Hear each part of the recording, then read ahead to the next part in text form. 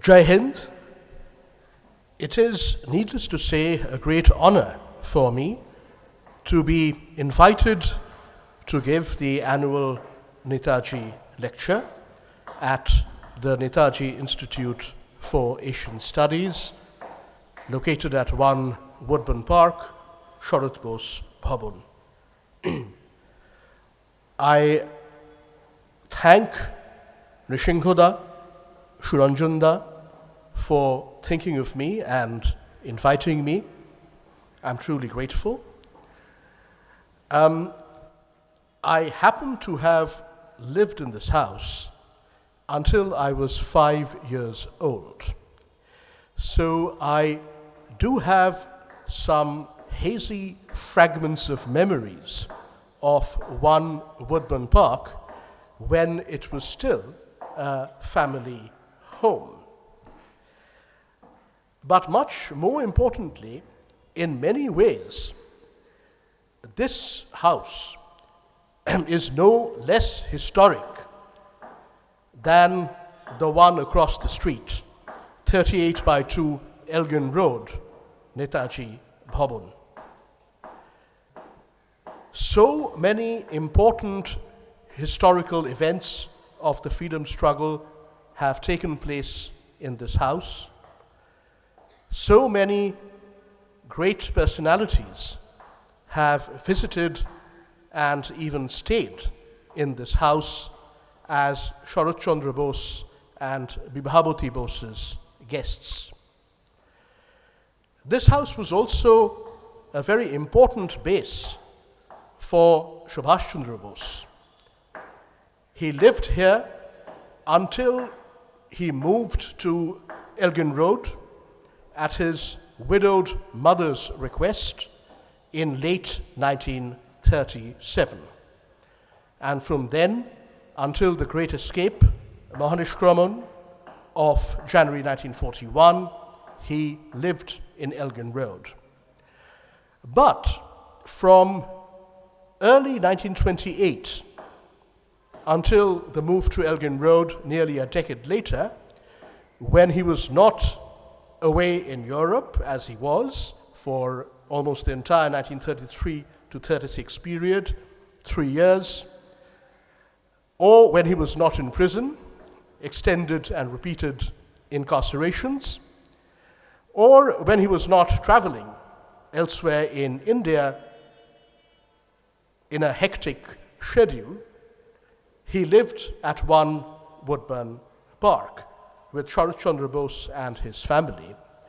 So my father, Shishir Kumar Bose, literally grew up with his uncle in this very house. In Shishir Bose's memoir, this is the English version of the 1980s classic memoir, Boshubari. It was published about 7.5 years ago in 2016 with the title Subhash and Sarat. There are wonderful, vivid descriptions of the stays of Mahatma Gandhi and Pandit Nehru in this house. Both Gandhi and Nehru, they were very different personalities with very different lifestyles, but both of them stayed repeatedly in this house as Sarat Bose's guests, to the extent that one room on the ground floor of this house was known as Panditji's room. That's where Nehru stayed when he visited. I used to live until the age of 5 on the ground floor of 1 Woodburn Park as well. Not just Gandhi and Nehru, there are descriptions in this book recounted by Shishir Bose of Rabindranath Tagore's at least 2 visits to this house in the late 1930s when he was ailing. And on both occasions, I think, he came when Mahatma Gandhi was staying in the house. So, there is a memorable anecdote in this book that Gandhiji was unwell and he was on the first floor being tended to medically.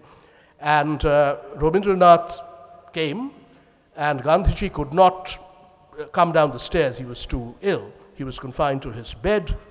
And so Rabindranath, who was also himself, elderly and ailing at the time, was carried upstairs in a chair by Jawaharlal Nehru, Sarat Chandra Bose, Subhas Chandra Bose, and Mahadev Desai, Gandhi's secretary. What an anecdote. What a scene to witness and to recall.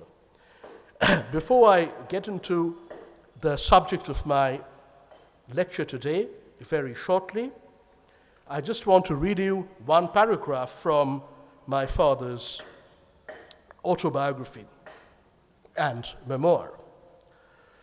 Our new house, 1 Woodburn Park, was nearing completion. The household had to be wound up at one place. Our rented house at 38 by 1 Elgin Road, and set up in the new location on the next street. Sarat Bose, his family, and including my father and Subhas, Netaji himself, they lived together in a rented house at 38 by 1 Elgin Road before Woodburn Park was built and occupied in 1928. So this was a rented house which no longer exists. That was that's right next door to Netaji Bhawan, which is 38 by 2 Elgin Road. I wonder if anything can be done about this hammer noise. Man, it's quite unbelievable. There's somebody who's beating a hammer. Could something perhaps be done to stop this? I mean, it's just quite unbelievable that someone can do this. Okay. Eta thaman to kono bhabe? Acha. It was thrilling for us children to watch our new house coming up. Baba was 7 or perhaps just 8 years old when the family, including Subhas Chandra, moved into 1 Woodburn Park. By 1928, it was ready for us to occupy. Father had had the house designed in modern style and made sure that only the best materials were used in its construction, including the fittings. In comparison, the family mansion at 38 by 2 Elgin Road, Netaji Bhawan, though barely 20 years older, looked rather old-fashioned. There was a traditional housewarming ceremony, the Griho Pravesh. Rangakaka Babu, Uncle Subhas, came over with us from the rented house and moved in with us into our brand new home. The east room on the 2nd floor was allotted to him. He had his office on the west side of the ground floor next to Father's. Food was served excuse me, on the beautiful south-facing veranda on the 1st floor. Many people thought we children would be spoiled. Many people thought we children would be spoiled rotten living in this rather luxurious mansion. When I was imprisoned in the Lahore fort in late 1944, my interrogator Nazir Ahmed Razvi, he was the superintendent of police in charge of the Lahore fort and its political detainees, said to me in a sarcastic tone, "You live in that palace called Woodburn Park, don't you? This place, the Lahore fort, is not up to that standard and won't suit you. So why don't you start digging a tunnel to escape? I must tell you, though, that there are standing orders to shoot any prisoner caught trying to escape." Okay. So that's by way of memories of Woodburn Park. Now, let me get into the subject of my talk that you have come to hear.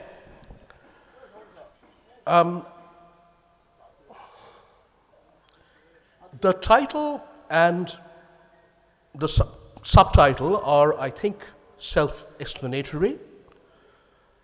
I aim to contextualize for you in an intelligible way, I hope,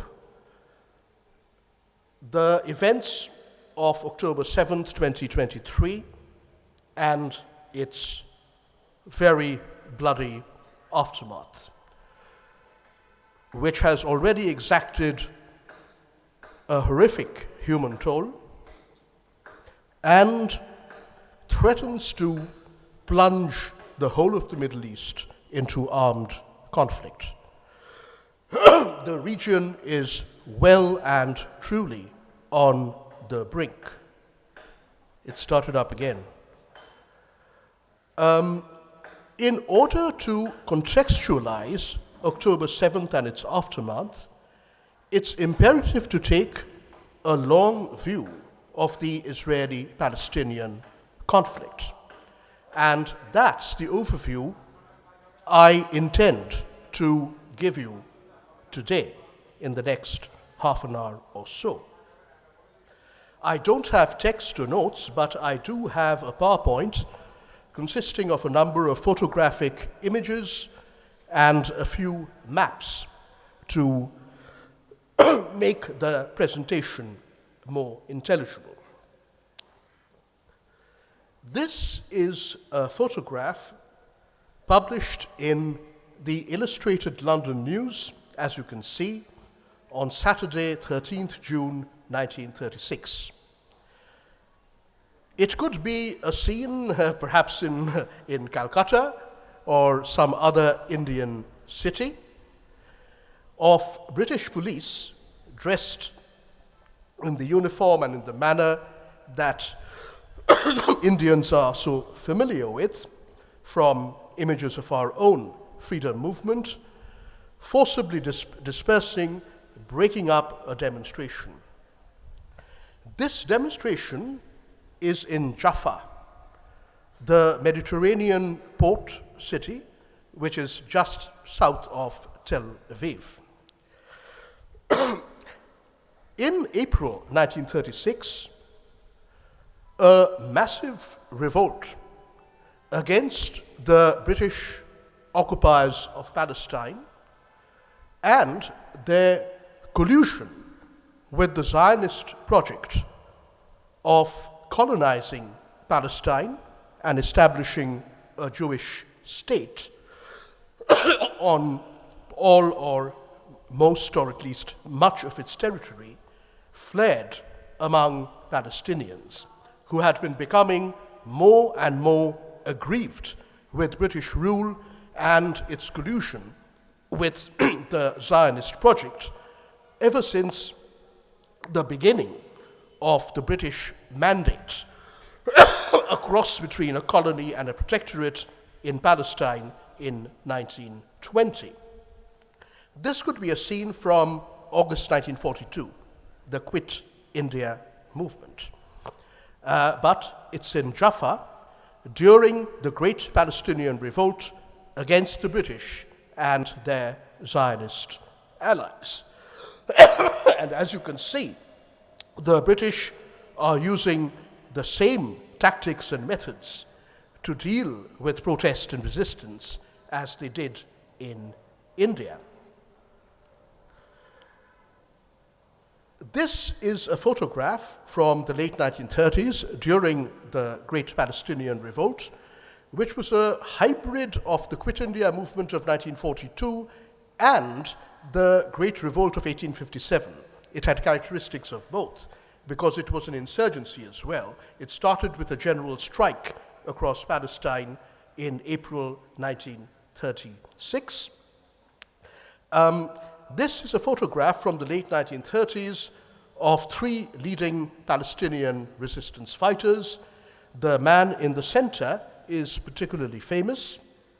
His name is Abdul Qadir al-Husseini. He was the leader of the Palestinian rebels in the Jerusalem district. And about 10 years after this photograph was taken, Abdul Qadir al-Husseini, the man in the center of the photograph, was killed on April 9th, 1948, while resisting the final Zionist offensive to take over Palestine. He died near his home village, Kastal, in the Jerusalem district on April 9th, 1948. This, again, is a picture from the revolt.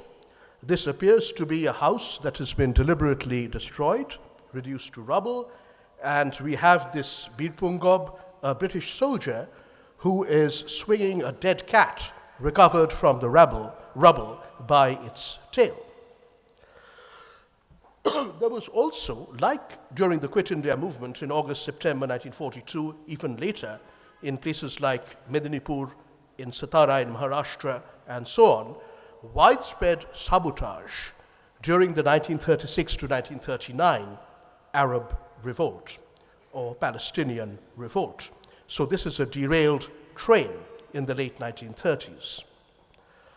In 1938, the uprising was at its peak, and the rebels had taken control of the old city of Jerusalem, from where they were only evicted by a British and Zionist counteroffensive in the spring of 1939. This is a postage stamp from 1938. As you can see, it says Palestine for the Arabs, and it has the Dome of the Rock, the mosque, and the Church of the Holy Sepulchre side by side. However, the uprising was gradually ground down by British repression. The British, during the 3 years of the Palestinian revolt, 1936 to 1939, killed at least 5,000 Palestinians, 0.5% of the entire Arab population of Palestine at the time. By comparison, Israel has managed to kill in 3 months, not 3 years, fully 1% of the population of the Gaza Strip. And you can see the methods being used. This is in the old city of Jerusalem. Civilians are being frisked by the occupation forces. Our anti-colonial struggle ended in a form of anticlimax amid the tragedy of partition and the establishment of a rather flawed republic in 1947. But the Palestinian anti-colonial struggle that you see depicted in these photographs never ended. It continues today, some 75 years later, and 85 years after the Great Revolt of 1936 to 1939 was suppressed. You can see here, this is just outside the walls of the old city of Jerusalem. There are mass arrests of Palestinian men who are being taken away into detention. The British hanged 112 Palestinians during the 1936 to 1939 period. The last picture here is from Jenin, which is today in the northern West Bank and is often in the news. It is still an epicenter of resistance. The British instituted the policy of destroying the homes of rebels and their supporters. And here you have one such destroyed home in Jenin. This photograph was taken in September 1938. This is the cover of a book I published in 2007. And the image is from the Deir el-Bala refugee camp in the central Gaza Strip. It shows teenaged boys throwing stones and rocks at Israeli occupation forces. sometime in the mid-2000s, probably in 2004 or 2005. The Deir al-Bala refugee camp, along with other places in Gaza City itself, the Jabalia refugee camp in the north, where the first Palestinian Intifada began in December 1987, Rafah and Khan Yunis in the south are all in the news every day for very wrong reasons. This is the same book. The previous one was the global edition. This is the India South Asia edition.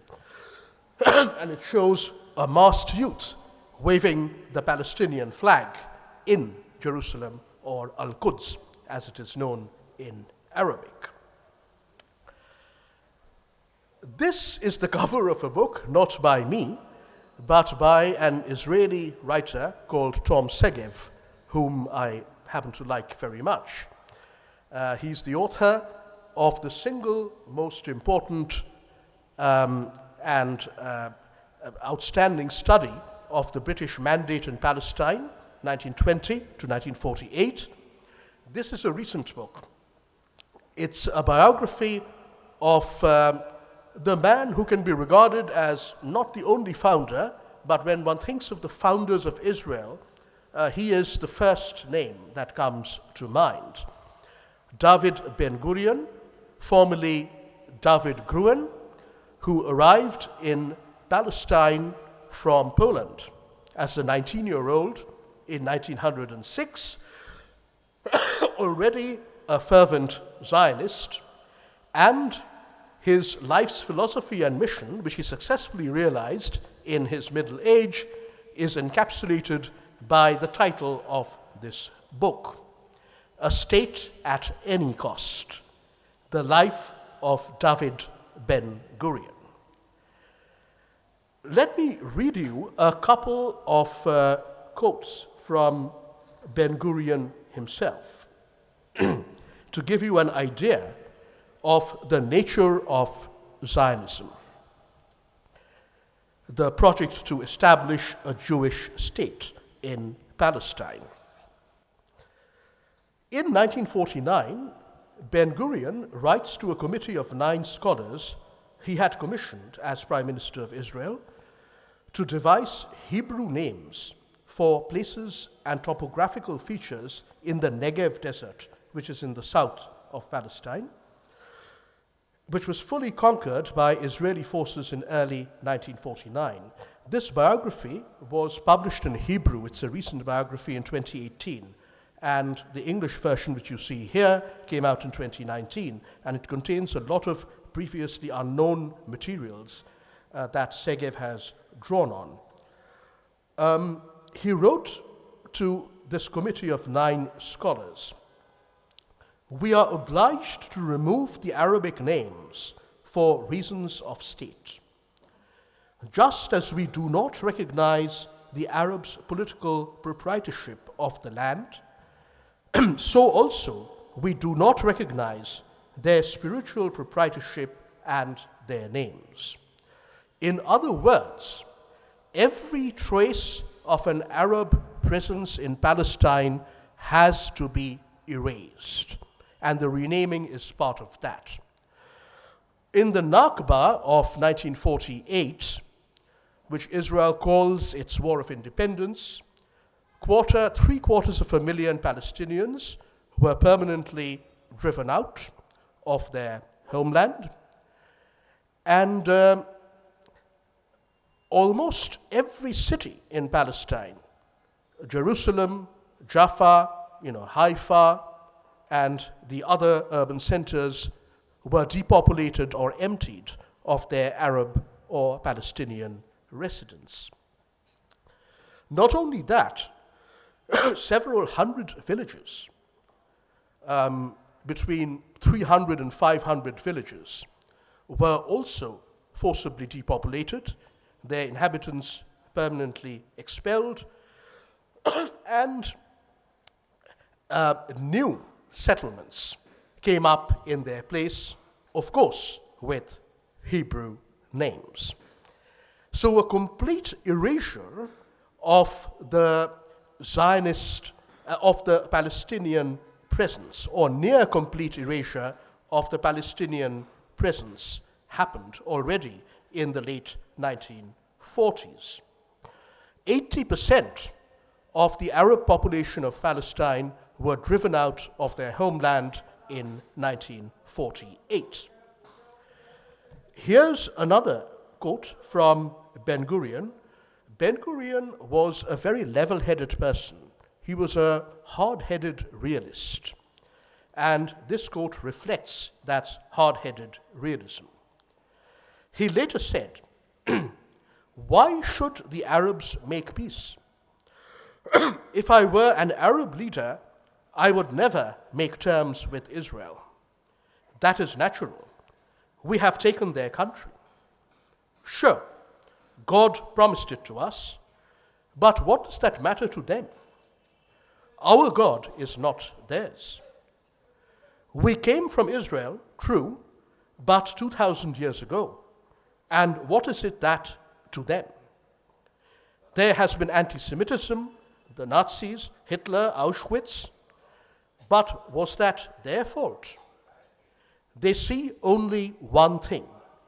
We have come here and stolen their country. Why should they accept that?" That's David Ben-Gurion, and he's dead right, of course. The Ben-Gurion's great rival, who died early in 1940 in the Zionist movement, representing an even more militant branch of Zionism than Ben-Gurion's, called revisionist Zionism, the Likud, Bibi Netanyahu's party is descended from revisionist Zionism, said in 1923, early on in the British Mandate, this was a person called Jabotinsky, who was the leader of revisionist Zionism, the most militant stream of Zionism. "Every indigenous people will resist alien settlers as long as they see any hope of ridding themselves of the dangers of foreign settlement.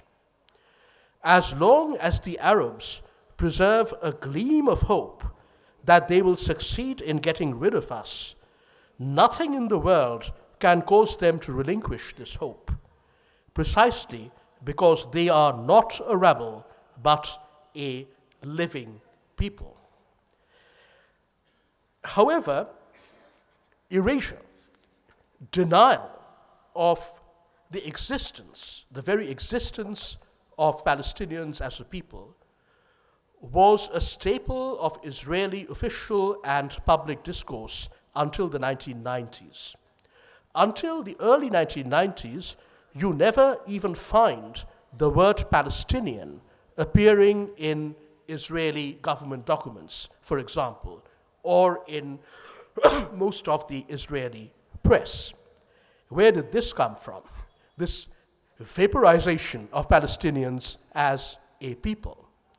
Well, in 1969, another prominent Zionist leader and then Prime Minister of Israel, Golda Meir, Mrs. Golda Meir, famously said that there is no such thing as a Palestinian people. They don't exist. For a non-existent people, people who don't have a distinct identity, they are Arabs, like, hundreds of millions of other Arabs in the Middle East and North Africa. There can be no question of collective rights, including the right to national self-determination, i.e. statehood, in their historical homeland, which is Palestine. Israel's three great warriors are, in descending order of importance, Moshe Dayan, Ariel Sharon, and Yitzhak Rabin. Moshe Dayan thought that Mrs. Meir was batty off her head and was talking nonsense. He declared, "We came to this country that was populated by Arabs. There is not a single place in this country that did not have an Arab population before the Zionist settler colonialist project gained traction." So There are two salient features of Zionism as an ideology and as a movement. One is this denial of the Palestinian reality, willful blindness, if you will, and the erasure of Palestinians in all ways from the map of Palestine. That has been a constant feature of Zionist thought and practice, in a very ruthless practice, ever since Zionism came into being at the very end of the 19th century. There is a second salient feature, however, that has also remained constant for well over a century. That is Zionism's constant effort to align with, to gain the patronage and support of a great power. What was the greatest world power in the interwar period of the 1920s and the 1930s? Well, it was still, I think, the British Empire. During the 1920s and 1930s, up until 1939, around 400,000 Zionist settler colonists, mostly, almost all in fact, from Central and Eastern Europe, so from a distant geography and from an alien non-Middle Eastern cultural background, arrived in Palestine, facilitated by the British Mandate. When the British Mandate began in 1920, there were only about 55,000 Jews in Palestine.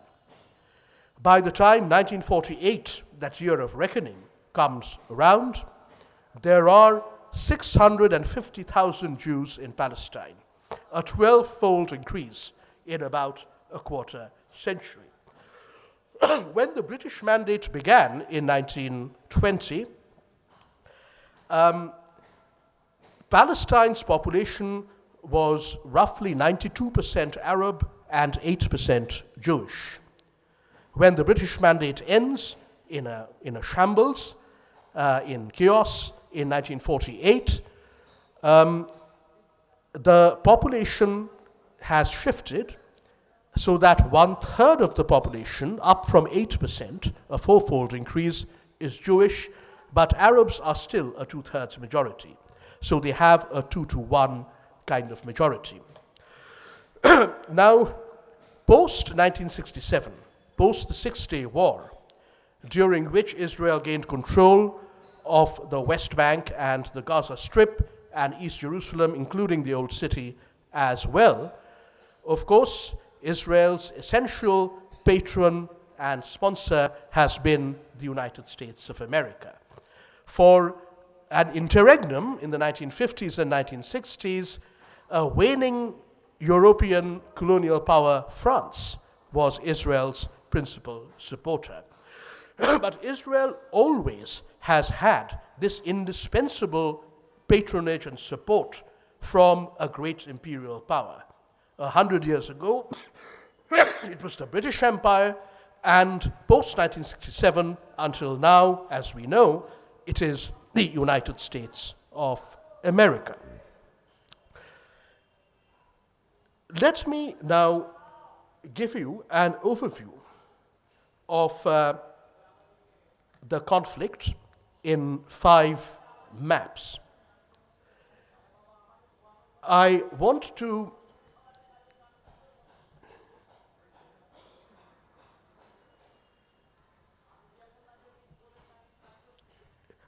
give you an idea in 2 quotes how Israelis, Jewish Israelis, 20% of the population of Israel is Arab, how Jewish Israelis typically see Gaza or the Gaza Strip. So in January 1995, a suicide bombing in Israel by the Palestinian Islamic Jihad, which is a smaller group than Hamas and is also based mainly in the Gaza Strip, although it also has a presence in the West Bank. And Islamic Jihad suicide bombing in Israel killed 20 soldiers and 1 civilian. The then Prime Minister, Yitzhak Rabin, declared in a nationally televised address that he intended to take Gaza out of Tel Aviv. The bombers had come from Gaza. And that this would be achieved through a separation between us and them, though not according to the borders, he ominously added, prior to 1967. This is Rabin, who in 1995 is supposedly making peace with the Palestinians and is engaged in a peace process which is intended to lead to the establishment of a Palestinian state, saying that the borders prior to 1967 are not the baseline for progress. At that time, in 1995, Ariel Sharon, who was Rabin's political rival on the far right, the position now occupied by Netanyahu, poured scorn on the idea of a physical barrier between Gaza and Israel. And he wrote an article called "The Silliness of Separation." He wrote, "Won't these fences be sabotaged? Won't they be penetrated? Where will the forces to secure this system come from? From what budgets? It is difficult to fathom such silliness." As October 7th revealed, Sharon was quite right. He was a very good soldier and knew what he was talking about. The second quote is from a confidential IDF study, Israel Defense Force study, of the Gaza Strip, which was completed in 1987 and projected up to the year 2000. And it was completed a few months before the first Palestinian Intifada or uprising began in northern Gaza's Jabalia refugee camp in December 1987. It was one of the grimmest documents ever submitted to the Israeli defense establishment. It projected that the Gaza Strip would already, in the late 20th century, break every known record of population density before the end of the 20th century. Combined with scarcity of water for Gaza's Palestinians under the occupation, as well as an acute shortage of land, whether for housing or for agriculture, roads, schools, and hospitals, this added up, in the words of this Israeli report, to a human bomb, a human time bomb ticking away at Israel's year. And how prophetic that was too. A human time bomb ticking away at Israel's year. This was the prediction in 1987. And in 1989, a book on the First Palestinian Intifada, written by 2 Jewish Israelis, said that the Gaza Strip is a cancer that will steadily drain the state of Israel, and predicted that Israel will soon be on its knees, begging all and sundry to do it the mercy of taking Gaza off its hands.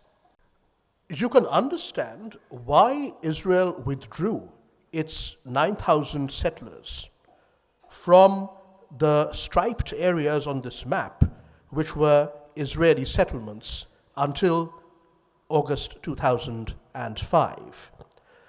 Well, the quotes give you enough idea of why Israel would do this one-time, very uncharacteristic withdrawal of settlements and settlers from anywhere at all.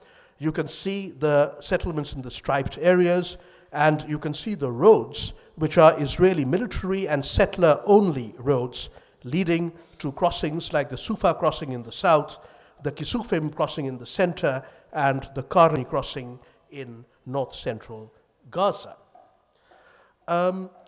Right. However, as you probably know, Israeli withdrawal did not really mean disengagement.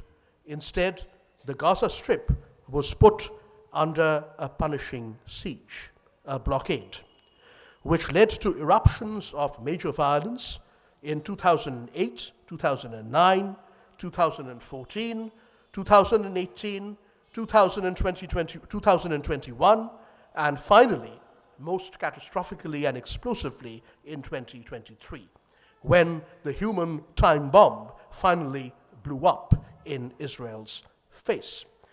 The 2018 disturbance was particularly interesting because Hamas organized civilians to try and break out of the Gaza Strip, to march to their former homes, whether near Gaza in Israel or as far away as Jerusalem, for example. And some 60 Palestinians were killed by the Israeli security forces. Incidentally, as you know, most of the population of Gaza are themselves refugees and descendants of refugees from everywhere. Some of the Israeli kibbutzes, those cooperative townships in southern Israel that were attacked on October 7th were in fact, have been built on the ruins of Arab villages destroyed in 1948. Let's flash back a little. You know the classic British response when confronted with a crisis for its colonial control. They maintained colonial control with their famous, or rather infamous, divide and rule strategy. And when divide and rule was no longer viable, they decided to divide and quit. This happened in Ireland in the early 1920s, in our subcontinent, our Upamahadesh, in 1947, and it was also attempted in Palestine as early as 1937. This is a Royal Commission partition proposal which is proposing to give the striped area to a Jewish state. 1/3 of the land of Palestine is going to be given to the Jewish state. It includes the entire coastal plain of Palestine between Jaffa and Haifa, where most of the population of Israel is concentrated even today, and the whole of the Galilee, which is northern Palestine. And as many as 250,000 Palestinians would have been stranded or trapped in this Jewish state had this plan come to fruition.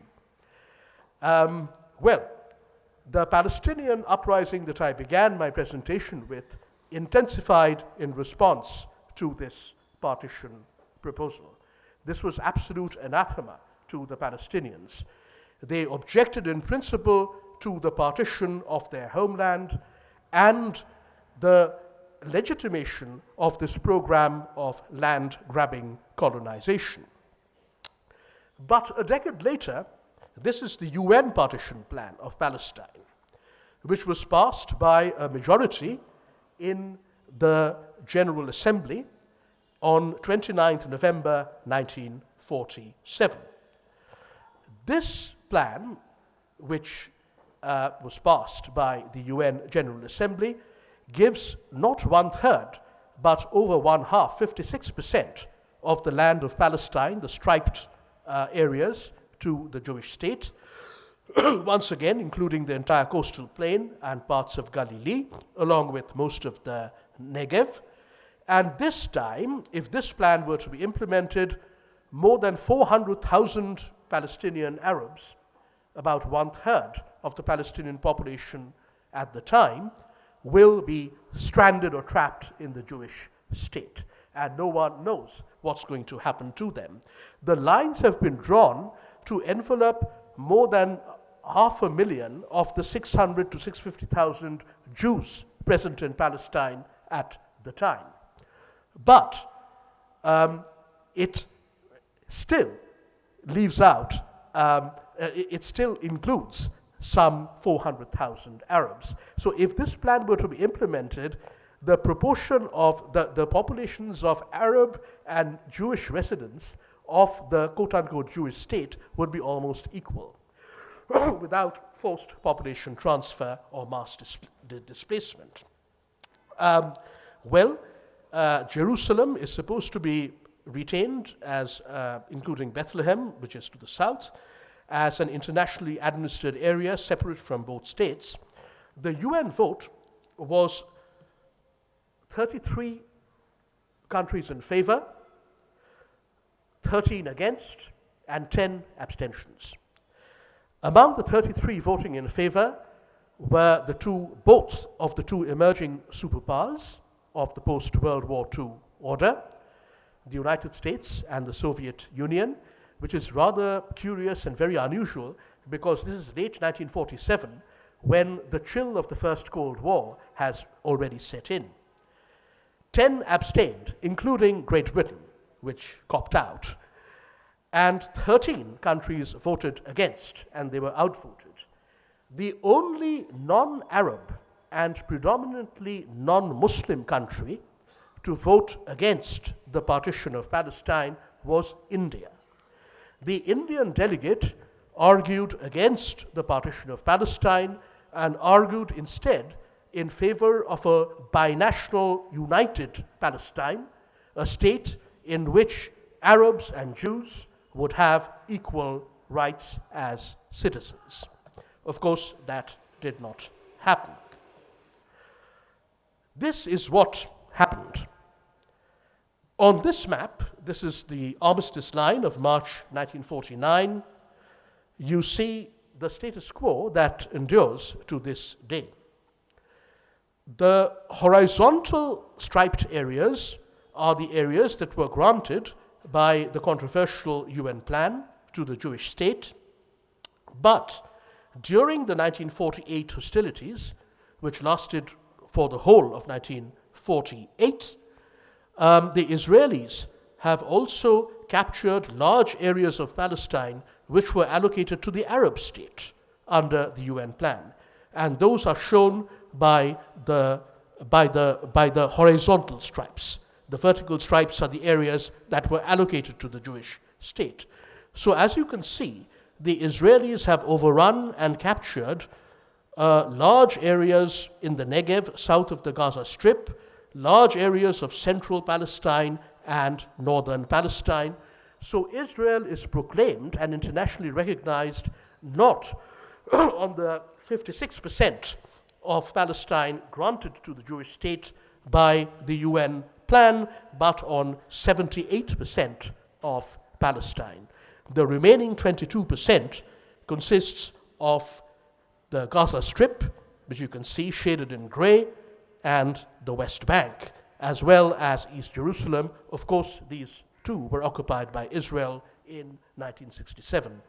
I should mention briefly that 1948, the war, which led to the Palestinian Nakba, was a touch-and-go affair. It was a closed thing until April 1948. But the Israelis eventually won, and when they won a very decisive victory. Why was that? There is a short answer to that. Zionism was about creating a state. So the Yishuv, or the pre-1948 Jewish community in Palestine, was not yet a state in the juridical sense, but it was a proto-state in every other sense. It had all the institutions that you normally associate with statehood, including an army and even a rudimentary air force. The Palestinians did not have this proto-state institutional capacity. That's why they lost the war so badly in the end. Okay, the final part, and this is my final map as well. We do know that the blanket Israeli denial of the existence of Palestinians as a national people was somewhat diluted in the 1990s when there was a peace process which proved to be a mirage and failed catastrophically in the end between 1993 and 2000. Between the government of Israel, a small section of the Israeli establishment led by Shimon Peres and Itzhak Rabin, and the PLO, in essence, it's Fatah faction, led by Yasser Arafat. This map tells you, this map is of the West Bank, it tells you why the peace process unraveled and failed. It went nowhere, basically, between 1993 and 2000. This map shows you the major advance during those 7 years of a so-called peace process.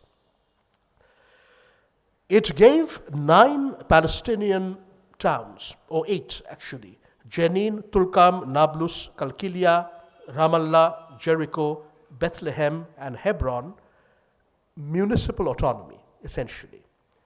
Arafat's PA would run these towns and would also have policing powers, but only within these towns.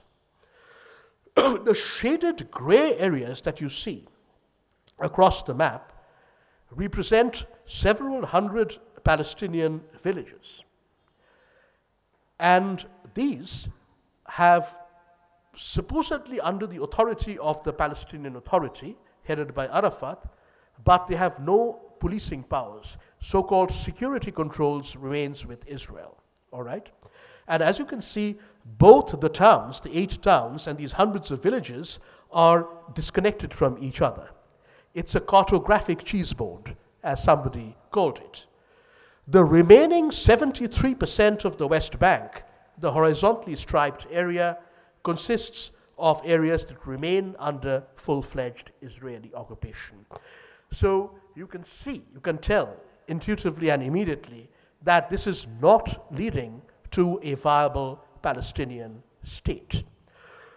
There were 3 issues, 3 core issues that were supposed to be negotiated from 1998 and resolved by 2000. One was the Palestinian state's borders.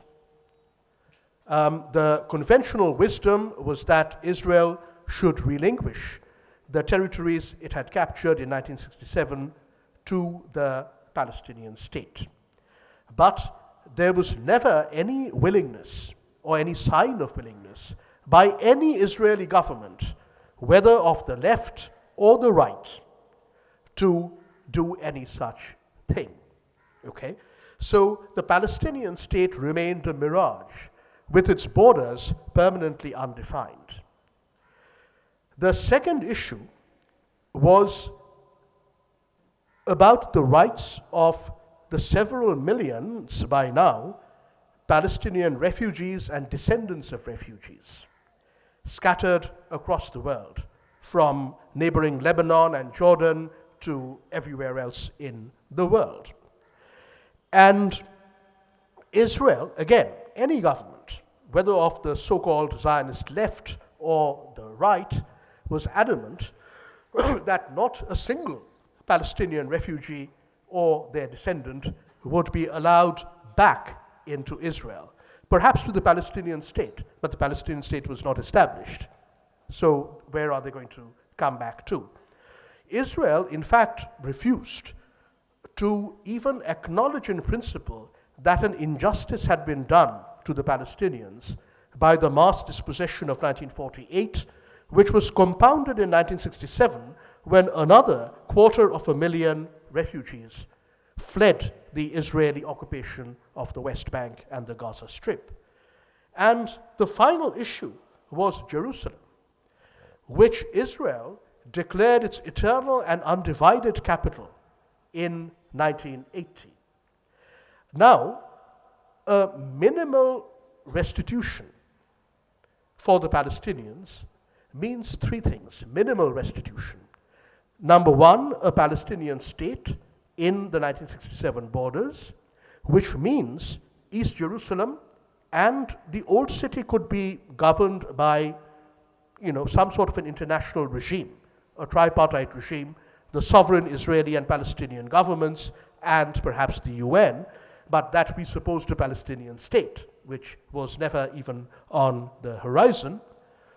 And Jerusalem, without a foothold in Jerusalem, in East Jerusalem, the Palestinian state would be incomplete. But again, the United States went along with the uncompromising maximalist Israeli stance by all Israeli governments of the left, right, center, what have you, on Jerusalem. That Jerusalem cannot be shared, no part of it can be relinquished. The Palestinian capital has to be somewhere in the West Bank, well outside of Jerusalem, etc., etc. So basically, what we saw on October 7th is what happens when a conflict is left to fester, not for years, but for decades. I'm actually a little wrong. This conflict was and wasn't allowed to fester. Okay? In 2018, the United States, the Trump administration, moved its embassy from Tel Aviv to Jerusalem, recognition of Israel's absolute claim on Jerusalem. It was Jared Kushner, Trump's son-in-law, and his Middle East czar, who masterminded the so-called Abraham Accords, which led to mutual recognition between Israel on the one hand and the Gulfies, the United Arab Emirates and Bahrain on the other. What did the Biden administration do after taking office? It pointedly failed to reverse Trump's decision to move the embassy to Jerusalem from Tel Aviv, and it took the Abraham Accords logic of the Trump-Kushner duo further by seeking a similar agreement between a much bigger player, namely Saudi Arabia, the custodian of the shrines of Mecca and Medina, among other things, and the State of Israel. And that was on the brink of succeeding when October 7th happened and everything went topsy-turvy. It upset that apple cart at least. Israel, of course, has a long history of cutting separate one-by-one peace agreements with Arab countries. Started with Egypt in 1979, which was a complete sellout of the Palestinians, Jordan in 1994, although the Jordanians have an alibi that they did it in the context of that so-called peace process between Israel and the Palestinians. They weren't selling out the Palestinians, that's what they claim. And the United States is colluding, with this. So it's really farcical when Antony Blinken talks about a pathway to a Palestinian state. Starts flogging once again, post-October 7th, and the situation it has resulted in, starts once again flogging this dead horse of a two-state solution. If Israel did not agree to a two-state solution in the 1990s, there's no reason it should agree now. Benjamin Netanyahu, who still is surviving as Prime Minister of Israel, I don't know for what long, you know how he has ruled out any kind of Palestinian state alongside Israel in the last few days. But Netanyahu, during his first prime ministership, 1996 to 1999, made it clear that he had never accepted that 1990s peace process. He was completely opposed to the rapprochement with Arafat and Arafat's faction of the PLO old guard, the Fatah group. So my final comments, there are two final points I want to make. Post-October 7th, how do we characterize the mutual feeling between the Israelis, the Jewish Israelis, and the Palestinians? If I were to select one word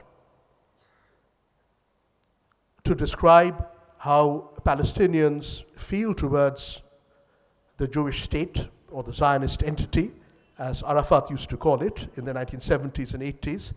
And in return, he used to be called a monster, an animal, and so on, just as Hamas are being described today, 40 or 50 years later.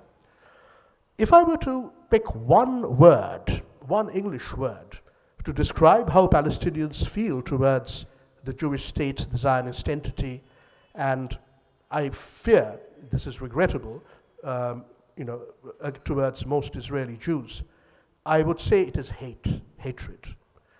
I cannot say that I don't understand that sentiment, that emotion, because it is now the lives of 4 or 5 generations of Palestinians that has been ruined by the Jewish state, the Zionist entity, and its maximalist claim to Palestine. And look what has happened now. During the second Palestinian Intifada, 2000 to 2005, 1,100 Jewish Israelis and about 4,000 Palestinians were killed. In Gaza already, in 3.5 months since this conflagration began with the Hamas cross-border attacks, 6 times as many Palestinians have died. Of course, Israel can say that as many Israelis died on October 7th as did in 5 years of the second Palestinian Intifada. But it's hatred, okay? And I cannot say I don't understand that. What is the predominant feeling, with exceptions, among Jewish Israelis towards Palestinians? If I were to select one word, I would say it is fear. And you might find that funny or incongruous. Why should Israel, which is a borderline military superpower, and with a strong economy, fortified by United States financial, military, and diplomatic support, be afraid, be scared, be fearful of the Palestinians? But it is fear, I'm quite sure. It's because, apart from some completely loopy elements who live in their own biblical universe, Jewish Israelis know what has been done to Palestinians in their name and by their state. Not just post-October 7th, though this mass slaughter is unprecedented and clearly represents a case of genocide, but for more than 100 years now. Dispossession, oppression, occupation, you name it. If the tables were to turn somehow in the future, not now, then the Palestinians would seek revenge in the form of retribution. That is the great fear. And it is that fear that got triggered by the October 7th dramatic attacks launched by Hamas. And that helps explain the extraordinary brutality of the response. Last point. In the early 1990s, a well-known British social scientist, Richard Rose, said about the Northern Ireland conflict that some of you are familiar with, that the problem with the Northern Ireland conflict is that there is no solution. He said this in the early 1990s, a very respectable social and political scientist. By the end of the decade, the end 1990s, it turned out that Richard Rose was wrong, that there was a solution. A very innovative solution, the Good Friday Agreement, which has just about held up, however precariously, 25 or so years later. Unfortunately, what Richard Rose wrongly said about the Northern Ireland conflict holds true in the case of this conflict. There is no two-state solution that is remotely possible because Israel rejects it. Any government of Israel will reject it. It's not about Netanyahu. It's about the essential nature of Zionism and the nature of its claim to Palestine. What about a one-state solution that the Indian delegate argued for in the UN in November 1947? One undivided binational state of Palestine with equal rights for Arabs, Jews, and other communities or nations. Well, you see what's going on, and I've given you a snapshot, however superficial, of the relations between these two groups and their leaderships for the last 100 years and more. Do you think that these two nations in the Holy Land can actually live in one state, in the same polity, cooperate, collaborate, and govern themselves together? It's a great idea that Edward Said, among many others, advocated towards the end of his life in the 1990s as an alternative to the bogus peace process which led nowhere. But unfortunately, and I have to say this, it's a fantasy. So a two-state solution is out of the question. A one-state solution is also out of the question. We should never have been in this situation. A conflict without end, which has tremendously destabilizing repercussions, not just regionally but globally. The lesson of October 7th is that deeply rooted conflicts which involve basic questions of justice, like our Kashmir conflict, for example, will not go away. You cannot wish them away. They will fester, they will persist, and they will reignite and explode in unprecedented ways at some point in time, which has happened here. But unfortunately, in Richard Rose's language, there is no longer any solution, so the prospect is one of unending conflict. I'm sorry to end on this very depressing and despondent note, but it's unavoidable. I have taught for more than 2 decades many Palestinian and Israeli students, postgraduate students at the London School of Economics, and have over the years developed very close, warm friendships with many of them, both Palestinians and Israelis. Today, as I wrap up the Netaji Lecture 2024 at Sarat Bose Bhawan, 1 Woodburn Park, I'm reminded of 2 students in particular, one Palestinian and one Israeli. Both of them were relatively recent students in the mid-2010s, so about 7 or 8 years ago, definitely less than 10 years ago. One was a student from Gaza, the only one I've taught from Gaza. She was from Gaza City. She was a little older than the average age for a student. She was, I think, early to mid-30s somewhere, wore a headscarf and cloak, and very articulate. She remained in touch for years afterwards. She told me she would come along for our post-class drinks, except she wouldn't drink, so she would have juice while everyone else had beer or ales. She told me that she was, I think, almost mid-30s.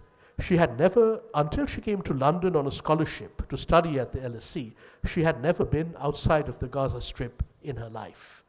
Really an iron cage, a prison for its inhabitants, fully 1% of whom are already dead, and 85 to 90% of whom are displaced in a wasteland which has deliberately been rendered uninhabitable. The Israeli student, and this is really my final point, I generally got along very well with all my Jewish Israeli students. Of course, I've been to Israel a number of times. I've been to the Holy Land a number of times. So that helps. I know the society somewhat. I know what they're like.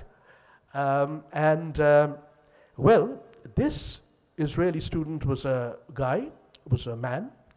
I think he was again older, what we call a mature student in peculiar kind of archaic British parlance. He was probably in his late 1930s.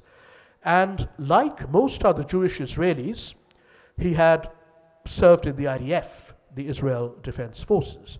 They have compulsory national service for most Jewish Israeli men and women.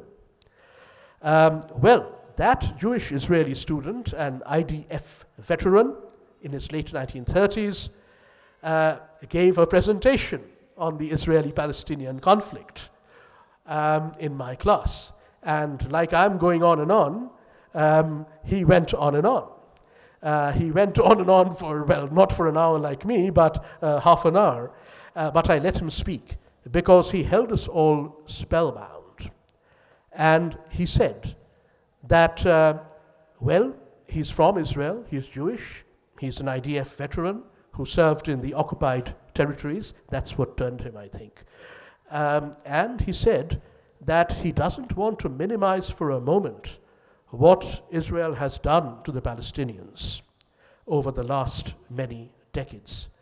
But he said that occupation and all, that is all very much true. It's a very harsh, punitive reality. But he said this quite openly. Israel is a concentration camp for the Jews, for its Jewish people, more than for the Arabs, the Palestinians. He said it is the Jews who are the ultimate victims of Zionism and its product, the State of Israel. And he said that, actually I like being there. These are his words. But I'm outside the country now because I refuse to be an inmate of a concentration camp. I'm a Jew and I refuse to be an inmate of a concentration camp. So, in closing, this is not Zionism the source of the problem, which has blighted this land for the last 125 years. Zionism is not the liberation nationalism that Netaji Subhas Chandra Bose represented, with its progressive ideals of emancipating people from subjugation, the shackles of slavery. Zionism is the opposite kind of nationalism. It is predatory.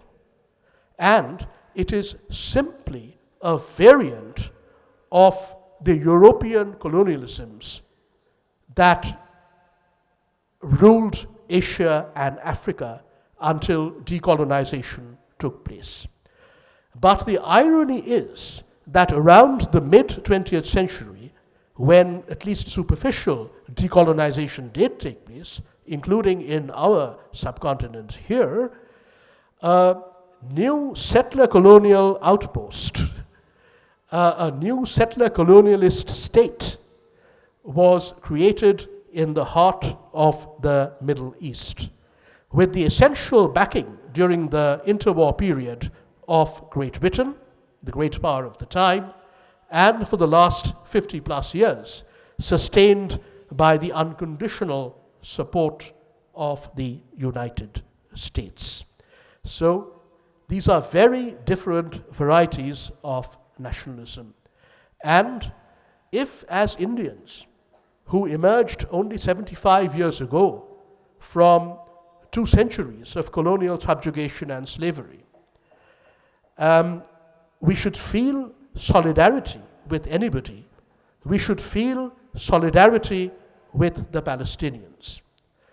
It's a travesty, it's a tragedy, but it is true that while our anti-colonial struggle ended in an anticlimax, but with at least superficial decolonization, this is perhaps the longest running anti-colonial struggle that continues a century after the British occupied Palestine and enabled the Zionist project to come to fruition in 1948. So without the dismantling of what my Jewish Israeli student described as the concentration camp that he refuses to inhabit, there cannot be any solution to this conflict. The conflict between, you can see, the river and the sea is likely to endure in terrible and widely destabilizing forms for the immediate future. But that is a result of a situation where a predatory settler colonialist nationalism is allowed to run amok and is fortified by virtually unconditional superpower support.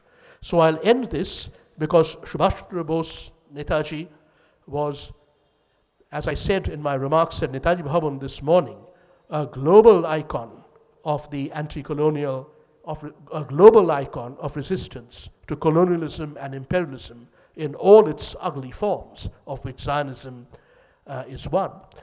And he was hailed by the likes of Nelson Mandela and also by Edward Said on their respective visits to Calcutta during the 1990s.